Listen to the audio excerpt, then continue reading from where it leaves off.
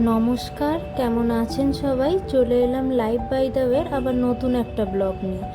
আজকের ব্লগের শুরুতেই আমার এই ছোট্ট ঠাকুরের জায়গাটা থেকে শুরু করলাম। আমার এই সুন্দর লক্ষ্মী ঠাকুরটা দেখতে কেমন লাগছে দেখুন তো। আজকের অনেক দিন পরে সাজিয়েছিলাম ঠাকুর ঘরটা।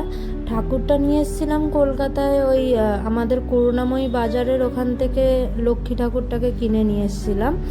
আর শিব ঠাকুর নিয়ে এসেছিলাম কালীঘাটে, পুজো দিতে গেছিলাম কলকাতায় যখন প্রথম বিয়ের পরে, তখন ওখান থেকে কালীঘাট থেকে কিনে নিয়ে এসেছিলাম। এই দুজনকেই এনে আমার বাড়িতে এখন পুজো করি, আর সেরকম কোনো আমার কাছে ঠাকুর নেই। তো আজকের তো পুজো পার্বণ সেরে নিয়ে, আজকের দিনটা ছিল সোমবার।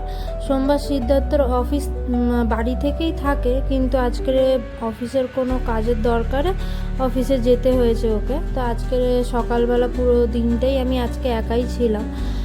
তো সারাদিনে সেরকমভাবে কোনো কাজকর্ম তো ছিল না। সকালবেলা ঘুম থেকে উঠে ওকে টিফিন করে দিয়েছিলাম 5টার সময়। তারপরে আমি নিজের মতো নিজের টুকটাক কাজকর্ম সেরে, আর সেরকম কিছু কাজ ছিল না। আজকের আগের দিন আপনাদেরকে বলেছিলাম ব্লগে যে আমাদের বাড়িতে লোকজন আসবে সোমবার দিন। তো অ্যাকচুয়ালি ওনাদেরও, যে মানে সিদ্ধার্থর বন্ধু, ওনাদেরও একটু অফিসের দরকারের জন্যই ওনারা আসতে পারেনি, প্রবলেম হয়ে গেছিলো, যার জন্য ওনারা ক্যান্সেল করে দিয়েছে। তো এখন কিছু করার নেই, হঠাৎ মানুষের প্রবলেম থাকতেই পারে। একটু মনটাও খারাপ হয়েছিল যে হঠাৎ আসবে না বললো, যা ভালো মজা হতো, আড্ডা হতো। তো যাই হোক, প্রত্যেকটা মানুষের নিজস্ব পার্সোনালও দরকার থাকে। তো আমি তো সারাদিন নিজের মতন নিজে কাজকর্ম সেরে নিয়েছিলাম। আর এদিকে সন্ধেবেলা ওই 7টা নাগাদ সিদ্ধার্থ বাড়িতে চলে এলো। বাড়িতে আসার পর ছোলার ডাল আমি আগের দিন ভিজিয়ে রেখেছিলাম। তো ওই ছোলার ডালটা এবারে ভেবেছিলাম যে ছোলার ডাল আর লুচি করব। তো সিদ্ধার্থ বাড়িতে আসার পর আমাকে বললো কি, আজকে চলো না ডালপুরি করি দুজন মিলে। তাই আমি বললাম ঠিক আছে চলো, দুজন মিলে ডালপুরি করাই যায়, না করার কিছু নেই। কিন্তু অ্যাকচুয়ালি আমি কনফিডেন্টের সাথে নেমে তো পড়েছিলাম, কিন্তু আমি এর আগে কখনোই করিনি, ডালপুরিও করিনি। আর এর আগে আপনাদের সাথে শেয়ার করেছিলাম আলুর পরোটাও করিনি, ওটা ট্রাই করেছিলাম, মোটামুটি বেশ ভালো হয়েছিল বলে এটার একটা ছোট্টখাট্ট কনফিডেন্ট এসে গেছে যে চেষ্টা করতে পারি। তারপরে বাড়িতে তো মা, আমার শাশুড়ি মা দুজনেই আছেন, মানে ওনারা তো খুবই একদম এক্সপার্ট রান্নায়। তো ওনাদেরকে ফোন করে নিই। আমার শাশুড়ি মা আবার ডালপুরি বানায় খুব সুন্দর, কারণ রিভিউটা আমি নয়, আমার মা দিয়েছিল।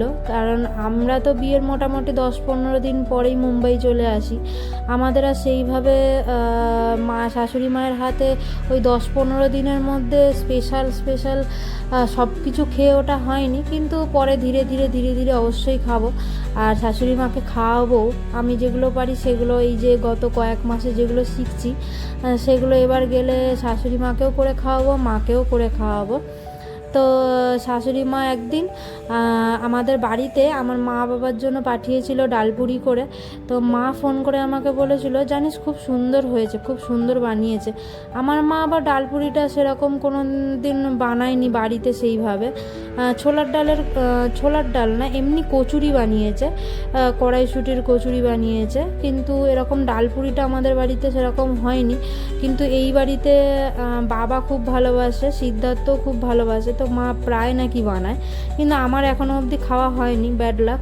যাই হোক, পরের বারে গেলে অবশ্যই খাবো মায়ের হাতে।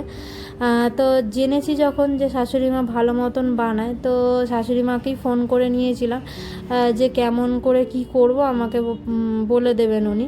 তো যেই ফোন করতেই সঙ্গে সঙ্গে উনি আমাদেরকে বলে দিল কেমনভাবে কি করতে হবে। প্রথমে তো আমি ছোলার ডালটা আগে থেকেই ভিজিয়ে রেখেছিলাম অনেকক্ষণই।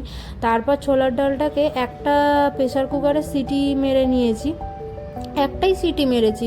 মা বলল যেমন যে একটাই সিটি মারবে, বেশি মারলে একদম নরম হয়ে গেলে ভালো লাগবে না, ওটা হালকা ঝুড়ো ঝুড়ো টাইপের হবে, তাহলে একটাই সিটি মারবে। তো আমি কথা মতন একটা সিটি মেরে নিয়েছি।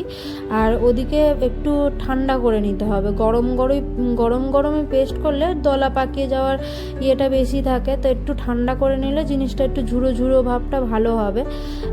তো তাই জন্য আমি ফ্যানের হাওয়াতে ওটাকে ঠান্ডা করতে বসিয়ে দিয়েছি। একটা সিটি মেরে ওতে অল্প একটু নুন দিয়েছিলাম, নুন দিয়ে সিটি মেরে নিয়েছি।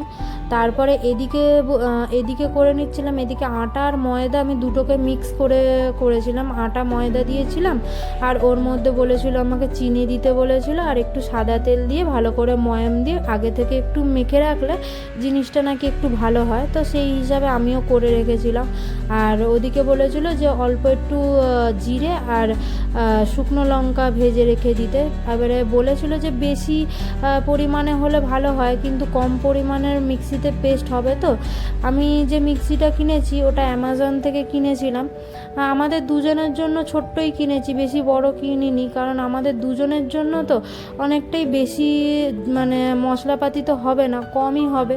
ছোট্টখাট্টোর মধ্যে কিন্তু বেশ ভালো।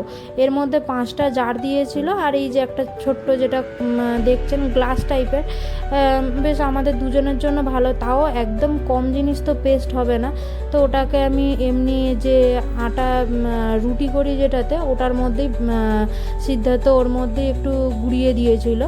তো ওদিকে শুকনো লঙ্কা আর জিরেটাকে ভালো করে গুঁড়িয়ে নেওয়ার পর তারপরে ওইদিকে ঠান্ডা করতে রেখে দিয়েছিলাম ছোলার ডালটা তুলে এনে মিক্সিতে পেস্ট করে নিয়েছি। পেস্ট করে নিয়ে এই দিকে জিরে আর শুকনো লঙ্কাটা ওর মধ্যে ভালো করে মিশিয়ে নিয়েছি, আর একটু নুন দিয়ে দিয়েছি, আবারও দরকার যেইটুকু প্রয়োজন ততটা অনুযায়ী নুন দিয়ে দিয়েছি। আর ওদিকে গরম তেল বসিয়ে দিয়েছি, তেলের মধ্যে হালকা একটু আদা কুচি করে দিয়েছি, অল্প খুব সামান্য পরিমাণে আদা কুচি করে দিয়ে ওর মধ্যেই দিয়ে দিয়েছিলাম হচ্ছে ওই মশলাটা। তারপরে যেরকম স্টাফিং করে যেরকম আলুর পরোটা তৈরি করে ওইভাবেই আমিও করে নিয়েছিলাম। আর শুধু শুধু খেতে ভালো লাগছিল না, তাই জন্য করেছিলাম সঙ্গে আলুর দম। তো চলো দেখি এবারে সিদ্ধার্থ খেয়ে কেমন কি বলে। আজকের ভিডিওটা তো এই পর্যন্তই, দেখা হবে এবার নতুন কোনো ভিডিওর সাথে, আর তার সঙ্গে চলো ও খেয়ে কি বলছে জানাই। আর এই আলুর দমটা খুব চটজলদি করেছিলাম, মানে হঠাৎই মাথায় ভাবনা এসে গেল যে শুধু শুধু ছোলার ডালের কচুরি খাবো, তার থেকে ভালো মানে সঙ্গে যদি আরেকটা কিছু তরকারি থাকে তাহলে তো খুব ভালোই হয়। তাই জন্য ঝটপট 3টা আলু কেটে বসিয়ে দিয়েছিলাম আলুর দম, ঝটপট হয়েও গেছিলো। আমরা এদিকে খেতে বসে গেছি। কেমন লাগছে?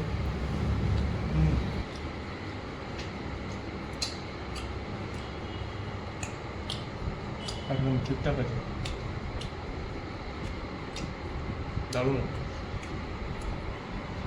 আর তরকারিটা দিয়ে একটু খেয়ে দেখো। তরকারিটা তো মনে হয় 10 মিনিটের তরকারি নাকি? 10 মিনিট একটু বেশি হবে। নিরামিষই আলুর দম দারুণ, দারুণ হয়েছে।